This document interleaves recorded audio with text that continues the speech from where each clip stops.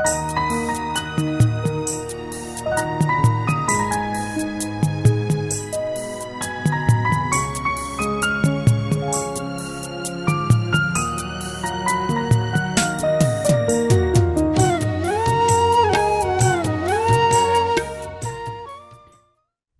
शांति।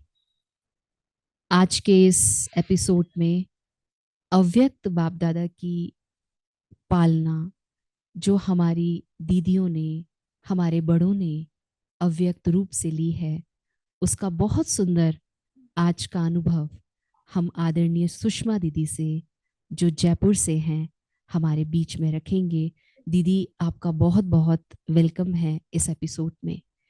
जैसे कि आप सबको पता है कि अव्यक्त बाप दादा का पालना तो हम बच्चे ले रहे हैं, और जनवरी मास अगर हम देखें तो सभी तपस्या मास के वर्ष के रूप में इस पूरे मंथ को मनाते हैं।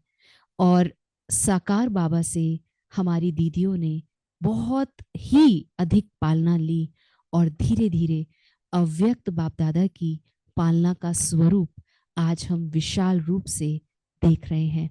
तो हमारे सुषमा दीदी ने ना केवल अव्यक्त रूप की पालना, लेकिन साकार बाबा की पालना भी आपने बचपन से ली है। तो दीदी, आपका क्या ऐसा अनुभव रहा जब साकार में बाबा थे उस समय का, और उसके बाद अव्यक्त रूप में जो अब भी पालना चल रही है, तो क्या आपका अनुभव है इसको लेकर? ओम शांति। संगम युग की सुहावनी घड़ियों में परमात्मा को पहचानना और उसका बनना, ये बहुत बड़ा भाग्य है। मैं आत्मा भी उन एक श्रेष्ठ आत्माओं में से हूं जिसने साकार मम्मा बाबा को भी देखा और अव्यक्त बाबा की भी भरपूर पालना ली। साकार बाबा के बहुत सी बातें हैं, लेकिन एक ही बात जो मैं आज शेयर करूंगी। मैं जब 11th में पढ़ती थी तो मैंने बाबा को पत्र लिखा, जो मैंने अपने लौकिक फादर की प्रेरणा से लिखा कि बाबा, मेरी इच्छा है मैं बाबा की सेवा में लगूं। लेकिन ये प्रेरणा लौकिक पिताजी की थी। अंदर में मेरा मन ये था कि नहीं, मैं अच्छी पढ़ लिख जाऊं और फिर बाबा की सेवा में लगूं।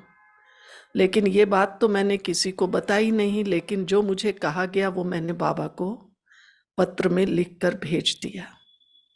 विचित्र बात है, बाबा ने उस पत्र का जवाब दिया, बच्ची को आगे पढ़ाया जाए, बाबा सेवा के लिए बच्ची को विदेश भेजेंगे और वो इंग्लिश भी सीखे।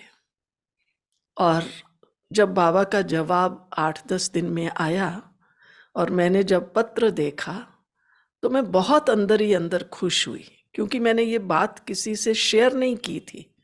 ये तो अभी भी मैं अनुभव में करने लगी हूँ कुछ समय से, वरना किसी को नहीं ये बात मालूम थी कि मेरे मन का संकल्प क्या था और लौकिक का संकल्प क्या था और बाबा ने कैसे मुझे गाइड किया।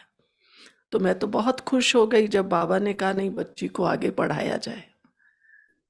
तो ये मेरी पढ़ाई, मेरी शिक्षा, साकार बाबा कहें, बाप दादा कहें, दोनों का वरदान है। और उसके बाद बाबा अव्यक्त हुए। अव्यक्त बाप दादा के बहुत से वरदान हैं, लेकिन हाँ, आज मैं आपके साथ कुछ वरदान शेयर करूंगी। 1971 में मैं जब सेवाओं के लिए समर्पित हुई तो हम बाबा से ऐसे 1 to 1 बात करते थे जैसे आज हम आपस में दोनों कर रहे हैं। और मैंने बाबा से जो मिलन किया, अब मुझे ये तो मालूम नहीं कि उससे पहले मैं कितनी बार मिल चुकी थी, लेकिन एक बार बाबा के कमरे में ही आए हुए थे और रुक्मणी दादी जी होते थे, वो हम सबको मिलवाते थे। मैंने दादी को कहा, दादी मैं बाबा से बात करूंगी। थी तो मैं छोटी। कहा अच्छा, तो मेरे को भी बाबा से मिलवा दिया। मैं साकार बाबा से तो पहले मिली हुई थी, अब अव्यक्त से मिली। मैंने बाबा को कहा, बाबा यूं तो मैंने ग्रेजुएशन पास कर लिया है, लेकिन मेरी इच्छा है मैं आगे और पढ़ूं और पढ़ करके फिर बाबा की सेवा करूं, बाबा का नाम बाला करूं। बाबा ने कहा, बच्ची तुम इस ईश्वरीय पढ़ाई से बाबा का नाम बाला कर सकती हो, इसलिए अब तुम अपने जीवन को इस ईश्वरीय पढ़ाई में लगाओ। तो वो टाइम था जब मैंने ये निर्णय लिया कि अब मुझे बाबा की सेवा में लगना है। नहीं तो तब तक मेरे दिमाग में थोड़ा फ्लक्चुएशन था, और पढ़ूं, डिग्री लूं। लेकिन बाबा ने जैसे दो टुक मुझे जवाब दिया और मैंने अपना जीवन बाबा की सेवा के लिए समर्पित किया। और बड़ी बात ये रही कि जब बाबा ने मुझे ये राह दिखाई, ये जवाब दिया, उसके बाद मेरे अंदर कभी संकल्प ही नहीं आया, आकर्षण नहीं हुआ कि मैं और पढ़ूं और पढ़ूं। लगा अब बाबा का नाम मुझे बाला करना है, बाबा की ही सेवा करनी है। इस प्रकार से ये आध्यात्मिक जीवन की राह कहें, आध्यात्मिकता की राह करें, इस पर मैंने पदार्पण किया। बीच में बाबा से कई बार मिलना होता रहा। एक बार पता नहीं कैसे मन में संकल्प आया। उस समय क्योंकि हमारे यज्ञ में सेंटर बहुत कम थे और सेंटर्स पर इतना कुछ होता भी नहीं था, तो मैं अव्यक्त बाबा से मिली। मैंने कहा, बाबा मुझे संकल्प आता है, अगर हम नौकरी करें और फिर बाबा की सेवा करें तो हम यज्ञ में ज्यादा सहयोगी बन सकते हैं। तो बाबा ने तुरंत मुझे जवाब दिया, बच्ची जितना तुम कमाओगी उससे भी कई गुना अधिक तुम बाबा की बनकर बाबा की सेवा में लगकर कर सकती हो। तो मैं यहां निसंकल्प हो गई। लेकिन केवल मुझे ये बाबा के शब्द याद रहे, लेकिन मैंने कभी इस पर समझा नहीं, सोचा नहीं कि कैसे हम बाबा की सेवा में अधिक लगा सकते हैं। लेकिन अब हम अनुभव करते हैं, और कई बार इस बात को जब मैं सोचती हूँ कि वैसे अगर मैं मान लो नौकरी करती और सोचती कि बाबा का सेंटर बनाऊं तो कितने बनाती, एक नहीं दो में सहयोगी बनती, तीन में बनती। लेकिन अब हम जब जीवन ही अपना बाबा की सेवा में समर्पित कर देते हैं, तो सचमुच कितने ही सेंटर बाबा के बने, कितनों में हम निमित्त बने, कितनों को निमित्त बनाया। जो औरों को निमित्त बनाते हैं उसमें भी हमारा भाग्य बनता है। तो वो भाग्य विधाता बाबा है, त्रिकालदर्शी बाबा है, और वो जानता है कि किस आत्मा का भाग्य कैसे बनाना है। ये मुझे पल पल अनुभव होता है। केवल साकार और अव्यक्त बाबा के व्यक्तिगत मिलन से ही नहीं, लेकिन जब मैं अव्यक्त मुरलियों का अध्ययन करती हूँ, साकार मुरलियों का अध्ययन करती हूँ, तब भी लगता है बाबा कैसे कदम कदम पर हम बच्चों को गाइड कर रहे हैं। इस तरह से इस आध्यात्मिक जीवन में, समर्पित जीवन में बाबा के डायरेक्शन से मैं सदा आगे बढ़ती रही। और बड़ी वंडरफुल बात है, जब भी अव्यक्त बाबा से मिलते थे, बाबा से टोली लेते थे, बाबा हमेशा ऐसे पूछते थे। मुझे ऐसा महसूस होता था जैसे माँ बाप अपने बच्चे को पूछते हैं ना, बेटा तुम ठीक हो, तुम्हें अच्छा लग रहा है। तो अव्यक्त बाबा अधिकतर बच्चे ठीक हो, खुश हो, संतुष्ट हो, बाबा बहुत पूछते थे। और फिर बाबा कहते भी थे कभी बाबा कहते, बच्चे जितना बाबा की याद में रहेंगे ना, उतना संतुष्ट रहेंगे। तो ऐसे समय प्रति समय बाबा ने बहुत सी विधियां आगे बढ़ने के लिए, अपनी योग की अवस्था को ऊंचा बनाने के लिए बताई हैं। बहुत सुंदर दीदी। और आपका जो हम सुन रहे हैं, हमने तो दीदी ब्रह्मा बाबा से पालना नहीं ली, लेकिन अव्यक्त रूप में आप सबको देखा, बाबा को देखा, और आपने जो बाबा से अव्यक्त रूप में पालना ली, उसका स्वरूप आज हम देख रहे हैं। तो दीदी, बाबा ने, जब बाप दादा स्टेज पर होते थे, आपने कहा कि बाबा दृष्टि भी देते थे, टोली भी देते थे, तो लगता था जैसे बच्चों के रूप से हमें बाबा बाप बन के हमें देख रहे हैं, हमें इशारे दे रहे हैं। तो दीदी, ऐसा कुछ आपके इतने समय आपने ब्रह्मा बाबा के साथ तो आप रहे, लेकिन अव्यक्त रूप में जब भी आप बाबा से मिले, चाहे स्टेज पे मिले, चाहे पार्टी को लेके मिले, तो बाबा ने ऐसा कौन सा पुरुषार्थ का बाप दादा ने आपको कुछ ऐसा गहरा राज बताया, जो आज अगर हम इस एपिसोड में देखें तो वो और भी भाई बहनें सुने तो उनको भी वो चीज मिल जाए। साकार में तो बाबा ने कहा ही था कि बच्ची को और पढ़ाओ तो बाबा विदेश सेवा के लिए भेजेगा। तो मैं 1971 में यज्ञ में आई और 77 में मैं विदेश सेवा के लिए गई। तो बाबा का जो वरदान था, तो विदेश सेवा में जाना हुआ। तो बाबा ने कहा, बच्चे, एक बल एक भरोसा, बाबा को सदा साथी बना के रखना है, तो बाबा अपने आप अपना कार्य कराएगा।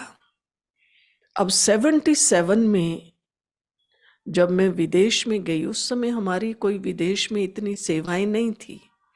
हालांकि दादी जानकी, जयंती बहन, डॉक्टर निर्मला दीदी, ये सब बहुत पहले गए हुए थे, लेकिन अभी सेवाओं का विस्तार हमारा इतना प्रारंभ नहीं हुआ था।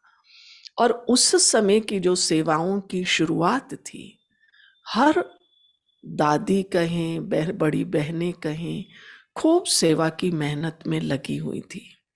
तो मैं भी 3 महीना लंदन में रही, फिर 2.5-3 साल यूरोपियन कंट्रीज, जर्मनी, बेल्जियम आदि आदि स्थानों पर गई। तो हर जगह महसूस होता था कि बाबा कैसे हम बच्चों को पहले से ही टच करता है। और बाबा पहले, एक बड़ी विचित्र बात मैं बहन आपको सुनाऊं।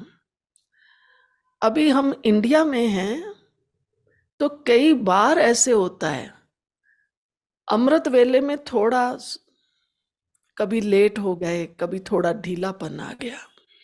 पर मुझे याद है, मैं 3 साल विदेश में रही, तब आयु भी छोटी थी, लेकिन कभी अमृत वेला मिस नहीं हुआ। और महसूस करती थी कि बाबा जैसे कितनी शक्ति हमारे में भर रहा है, बाबा की शक्ति, बाबा की मदद। और जब सेवाओं में कोई इतने लोग सहयोगी नहीं थे विदेश में, तो भी बाबा कदम कदम पर क्या आगे होने वाला है, मैं कोई भविष्य दृष्टा नहीं हूं कि लेकिन हमें अब क्या करना है, कैसे करना है, जैसे बाबा अपने आप टच करता था। और अमृत वेला तो ऐसा वंडरफुल होता था, हमें ऐसा लगता था बाबा खुद दृष्टि दे रहा है, शक्ति भर रहा है। तो अव्यक्त बाप दादा की ये मदद, जिससे हमने विदेशों में भी रहकर सेवा की, उसके बाद भी कई बार विदेश में जाना हुआ। 1981 में मैं विदेश से वापस आई, 82 में मैं जयपुर में आई। और एक दिन अचानक ही, जब मैं मधुबन में थी, बड़ी दादी दीदी ने मुझे बुलाया और कहा कि हम तुमको जयपुर सेवा के लिए भेज रहे हैं। तो आयु भी कम थी और उस समय के अनुसार भोलापन भी बहुत था।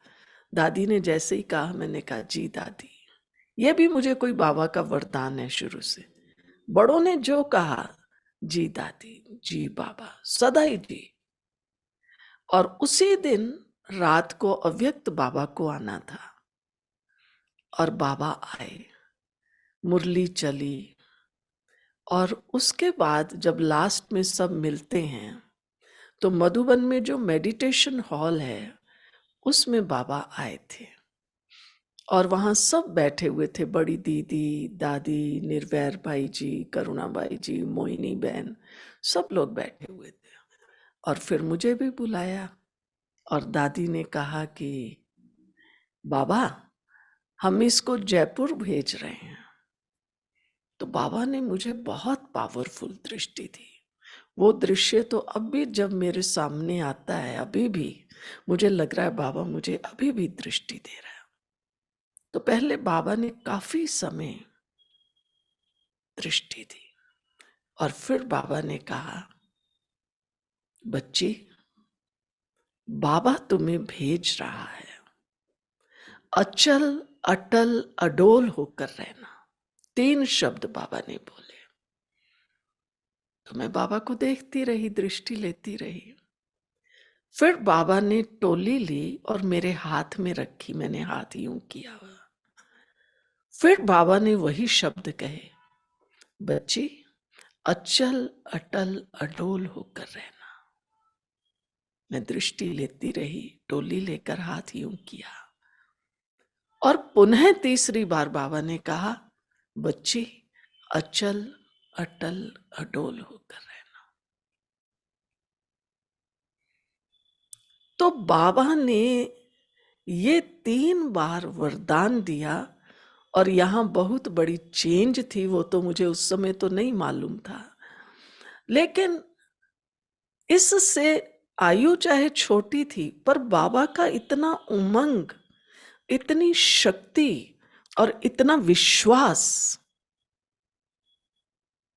तो मुझे यूं लगता है मैं जहां आज तक पहुंची हूं, बाबा के वरदानों से, बाबा की शक्तियों से, बाबा के विशेष कृपा दृष्टि से ही पहुंची हूं। नहीं तो इस तरह से कार्य करना, आगे बढ़ना, ये सहज नहीं है। लेकिन अगर हमारे अंदर सत्यता है, सत्यता माना ऐसा नहीं है कि मैं सच बोलती हूं, सच वाली सत्यता नहीं, लेकिन केवल एक ये उमंग, एक अंदर में भावना, बाबा ने मुझे भेजा है, सेवा के लिए भेजा है, बाबा ने मुझे यहां रखा है, ये हमेशा रहता था। और जब मैं यहां आई थी तो कोई स्टूडेंट ही नहीं था, 1-2 गिनती के स्टूडेंट थे। खूब 2-3 साल हम लोगों ने म्यूजियम, जिसको जयपुर म्यूजियम कहते हैं, उसमें रह के, कभी हॉल में, कभी बाबा के कमरे में, कभी अपने ऑफिस में, कहाँ कहाँ बैठ बैठ करके खूब योग करते थे। क्योंकि मैं विदेश में दादी जानकी के साथ रही थी और वहां भी वही समय था जब दादी ने केवल योग तपस्या के बल से विदेश की सेवाओं को जमाया। तो मुझे लगा मुझे भी बाबा ने यहाँ भेजा सेवा जमाने के लिए। तो इतना हम योग करते थे, जो भी मेरे साथ बहनें थी, दिन में भी योग, रात को भी योग, सवेरे अमृत वेला 2 बजे उठकर भी योग करते थे। तो वो जो बाबा के महावाक्य थे मुझे बार बार याद भी आते थे। बीच में कई परीक्षाएं आई, कई बातें हुई, तो बाबा के ये महावाक्य एकदम सामने दिखाई देते थे, बच्ची, अचल अटल अडोल होकर रहना है। तो बाबा के इन महावाक्यों ने केवल शक्ति नहीं, लेकिन शक्ति की साथ साथ, जैसे कहें, आगे की राह भी सुगम भी बनाई, शक्ति भी भरी। और बहुत बार बाबा ने इशारे भी दिए जिनसे हम आगे बढ़ते बढ़ते आज यहां तक पहुंच गए। बहुत सुंदर दीदी। मन तो कर रहा है कि आपने जैसा अपना जीवन का जो बाबा के ज्ञान में, योग में और बाबा की पालना में पले और उन वरदानों से आप पलते चले गए, तो देखें तो हम सब अगर इसको देखें तो आज पूरा ब्राह्मण परिवार इस एपिसोड को देख रहा है। तो आप अपने अंदर भी देखें कि बाबा ने हमें किस तरह से इस संगम युग पर तराशा है और हमें बाबा की पालना में जो हम पल रहे हैं।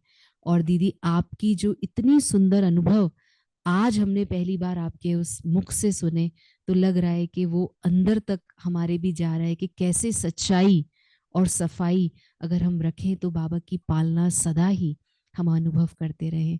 तो बहुत बहुत थैंक यू दीदी आपका, आप इस एपिसोड में आए और ये अव्यक्त बाप दादा का जो रूहानी अनुभव, जो हमारी ये सीरीज चालू हुई है, कल हम पुनः दोबारा से एक और महारथी को आपके बीच में दीदियों को लेकर आएंगे। तो आप भी इस सीरीज में हमारे साथ बने रहें और बहुत सुंदर सुंदर अव्यक्त बाप दादा के अनुभव, साथ में साकार रूप से भी हमारी दीदियों ने बाबा की पालना ली है, उसका भी अनुभव इसमें साझा करेंगे। दीदी आपका बहुत बहुत थैंक यू। ओम शांति। बहुत बहुत धन्यवाद बहन, आपने मौका दिया।